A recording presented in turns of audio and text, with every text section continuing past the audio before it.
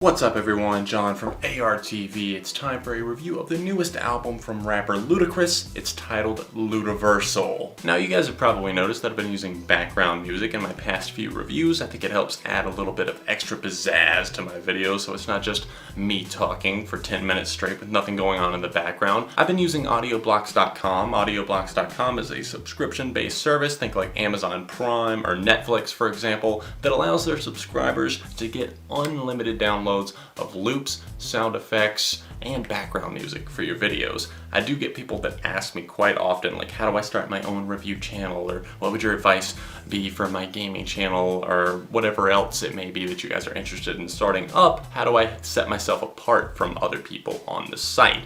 Well, to help yourself stand out, I would say background music is very important, and of course sound effects and that sort of thing, people can tell whenever you've ripped them low quality off of Google or wherever else you find them. Trust me, I know I've done it in the past and I'm not proud of it.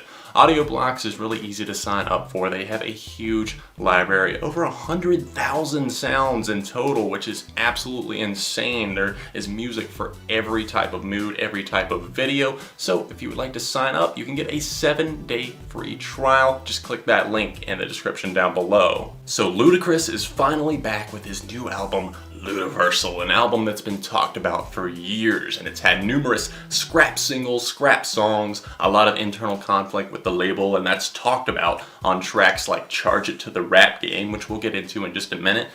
Was it worth the wait for Ludacris's long-awaited Ludaversal record? I have to say absolutely yes. I am having a blast listening to this album. In fact, the first 6 tracks on this album just feel like a fury of Ludacris just kind of venting, kind of beating on his chest, and just re-establishing himself and his place in the world of rap music. I think that Ludacris has the right to kind of brag a little bit and maybe exaggerate the truth, as he says on one of the tracks, because he does so in a very convincing way. I've always been a fan of Ludacris's flow, and while maybe I'm not the biggest fan of his albums, I haven't necessarily dug deep into his discography. I have been listening to him for quite some time now, and I always thought that he had kind of a smooth, yet very kind of at times confronting personality, and I like that. Any MC that has a personality that can grab you, you know they're doing something right. Right off the bat, Ludaversal intro is one that just grabbed me as something saying, okay, Ludacris is getting his head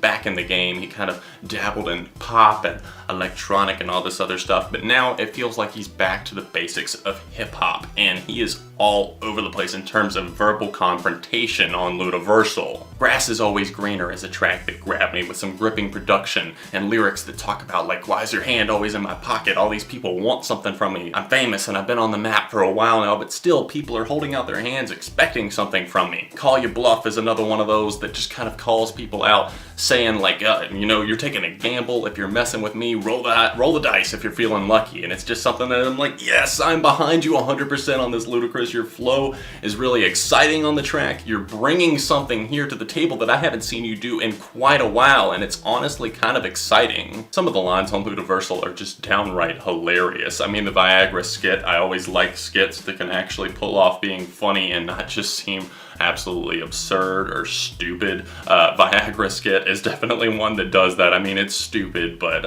it definitely makes you chuckle. And of course, the line on the track Lyrical Healing, where Ludacris's flow just gets fast and a little bit vicious, calling out the likes of Antoine Dodson. You might remember him, this guy right here. He's climbing in your windows, he's snatching your people up, and his 15 minutes of fame are up, according to Ludacris. Alcohol is a big theme on this record, whether it be positive or negative. I mean, Get Lit definitely sees the positive side of things, and I love it. It's kind of a club-ready track, but at the same time, it doesn't take itself so seriously, and it's a hell of a lot of fun. I think the track that really saw the other side of things in terms of alcohol and alcohol abuse would be the track Ocean Skies. It features a nice sample in there, and it talks about Ludacris's dad, features Monica, the singer, on the track. And it's just really one that kind of pulls at the heartstrings, because you hear Ludacris's Grammy acceptance speech on this track. He's saying, think about my dad, he's in critical condition, and then I believe he passed away the next day. I believe his name was Wayne Bridges.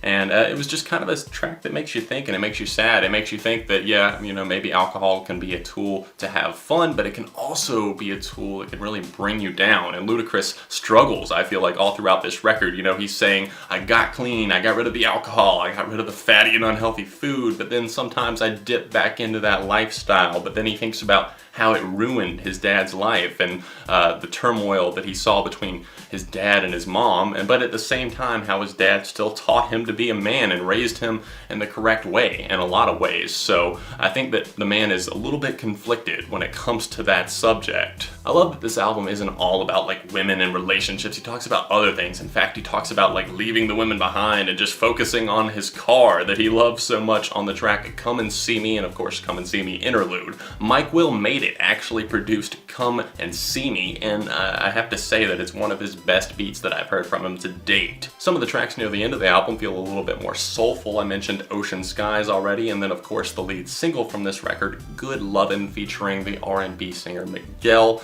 That's one that's not my favorite by any means, but at the same time, I mean, it serves its purpose, I believe, for what it is, kind of a R&B jam that's a little bit more emotionally in check, which I found a little bit strange because Ludacris called out rappers who got too emotional, kind of calling them pussies and saying, hey, step up your game here, you know, it's all about the rap game, get vicious, get in your face, and stop whining about your feelings. But I don't think Good Lovin' is one of those tracks that really just gets bogged down in feelings. It's just one that changed up the pace a little bit. And I'm not saying it's necessarily the best turn that the album could have taken, because near the end of the record, I feel like things do get weighed down a little bit with that track.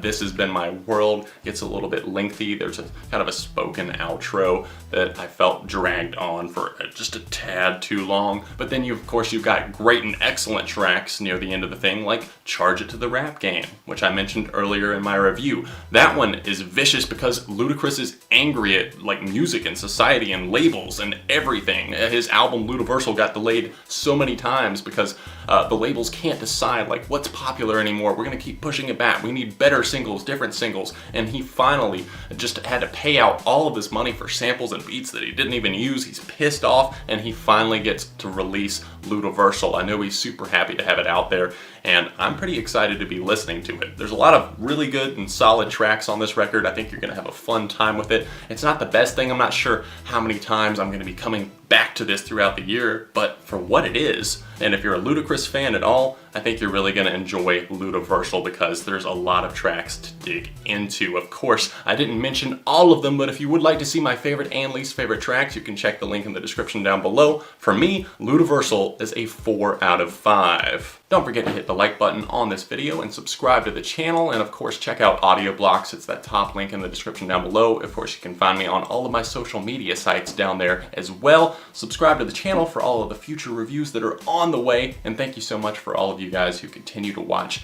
and support my videos. I love you guys. I will see you very soon right here on ARTV.